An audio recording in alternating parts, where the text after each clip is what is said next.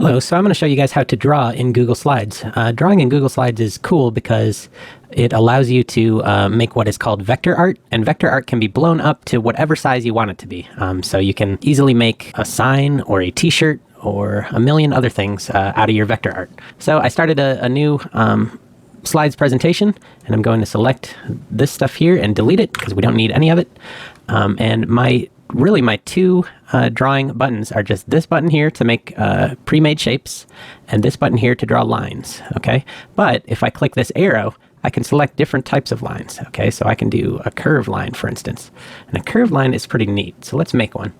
I'm gonna just start drawing here. So I click, and look what happens.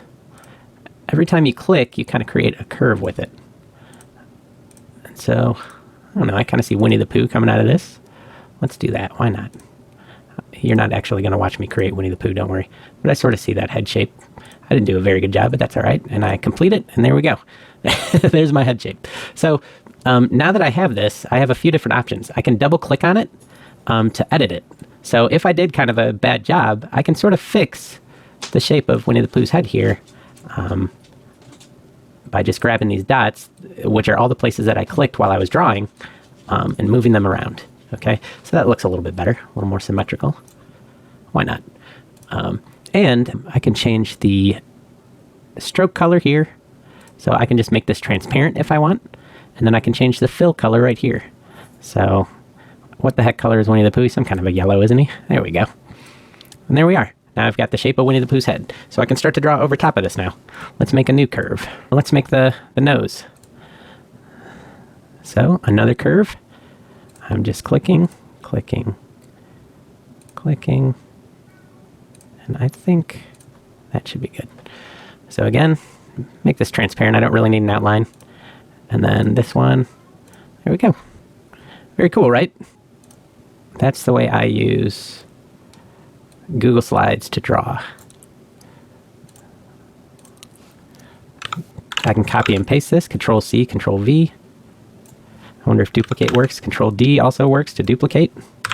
Let's do another curve shape for his eyebrows. Click, click, click. See how easy that is? Transparent, we don't need it.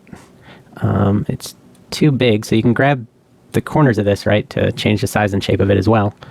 And remember, you can always double click on it to change the shape of it, make it thinner, maybe. There we go. Now I can duplicate that. Oh, and there's a mirror tool. That's right. That's the other thing I need to show you. Now, I want to mirror this eyebrow so that they don't both face in the same direction. They should be facing in opposite directions. His two eyebrows should. So I can right-click on this, and I can go to Rotate, Flip Horizontally. And there we go. Flipped it horizontally. There was also a flip vertically for situations where you want to flip something along the x-axis. So that's how you draw in Google Slides. It saves automatically for you, so you don't got to worry about saving.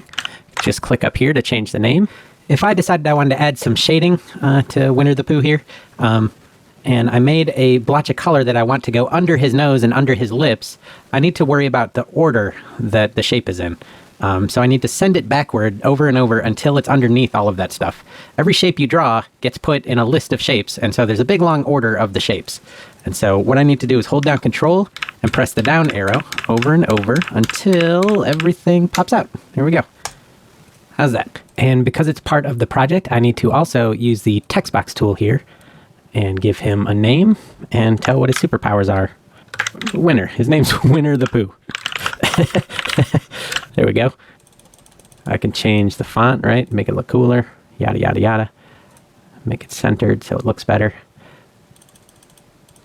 And then I can write what his superpowers are, maybe on the side here.